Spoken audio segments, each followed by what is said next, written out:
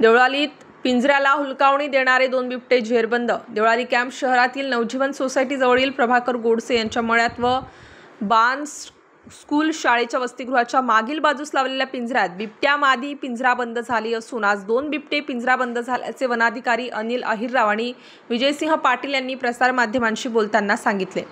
Deolali camp येथील आनंद road मार्गावरील नवजीवन society लगत असलेल्या गोडसे मळ्यात प्रभाकर गोडसे यांच्या शेतात लावलेल्या पिंजऱ्यात दिनांक 4 जुलै शुक्रवार रोजी बिबट्या जेरबंद झाला। मात्र या परिसरात अजूनही मादी व तिचा बछडा मुक्त संचार करत असल्याचे नागरिकांनी सांगितले।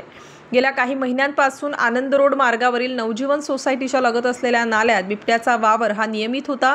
गेल्या फेब्रुवारीमध्ये एक बिबट्या जेरबंद करण्यात आला होता। येथील नागरिकांना अनेकदा त्याचे दर्शन झाले होते। परिसरातील अनेक पाळीव प्राणी त्याने भक्ष्य केले होते। त्यामुळे येथील दिलीप गोडसे, सिद्धार्थ पगारे, प्रभाकर गोडसे, अनुराग गोडसे, दर्शन गोडसे यांनी वन विभागाला पिंजरा लावण्याबाबत मागणी केली होती। त्यानुसार गेल्या 8 दिवसांपासून वन विभागाने अशोक तुकाराम गोडसे यांच्या मळ्यात पिंजरा लावला होता।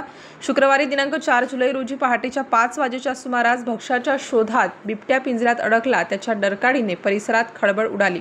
तातडीने नागरिकांनी वन विभागाला याची माहिती दिली असता वन विभागाचे अधिकारी विजय पाटील सह अशोक खांडजाडे, सोमनाथ निंबेकर हे घटनास्थळी आले। त्यांनी बिबट्या जेरबंद झालेला पिंजरा ताब्यात घेऊन नाशिक येथील गंगापूर रोपवाटिकेमध्ये हलविला। 2 वर्षाचा बिबट्या जरी जेरबंद झाला असला तरी अद्यापही या परिसरात बिबट्याची मादी व तिचा बछडा मुक्तपणे संचार करीत असल्याचा नागरिकांचा दावा आहे। त्यांना पकडण्यासाठी वन विभागाने पुन्हा या परिसरात दुसरा पिंजरा लावावा अशी मागणी प्रभाकर गोडसे, अनुराग गोडसे, अशोक गोडसे, सिद्धार्थ पगारे, गौतम गजरे, दर्शन गोडसे, पवन गजरे, मिथिलेश गरुड, दिलीप गोडसे, कविता गोडसे, सारिका गोडसे सह स्थानिक नागरिकांनी केले आहे। आमच्या शेतामध्ये 2 ते 3 वर्षापासून वारंवार बिबट्याचे दर्शन होते आणि साधारण 3-4 महिन्यापूर्वी पण एक इथे बिबट्या जेरबंद झाला होता।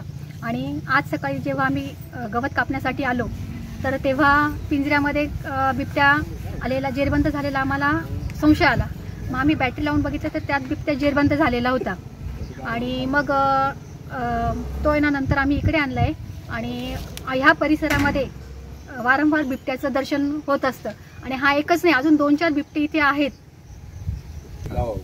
आमची अशी विनंती आहे की वन विभागाने ना आम्हाला इथून मागे सहकार्य केले, इथून पुढे करावं। त्यांनी पुन्हा आम्हाला नवीन पिंजरा उपलब्ध करून द्यावा, कारण आम्ही शेतात काम करता करता ना 2-3 बिबटे अजून फिरताना बघतो। तर काय आहे ते भीतीचं वातावरण, दहशतीचं वातावरण झालेलं एरिया। नाशिक स्टार न्यूजसाठी वाल्मिक शिरसाट।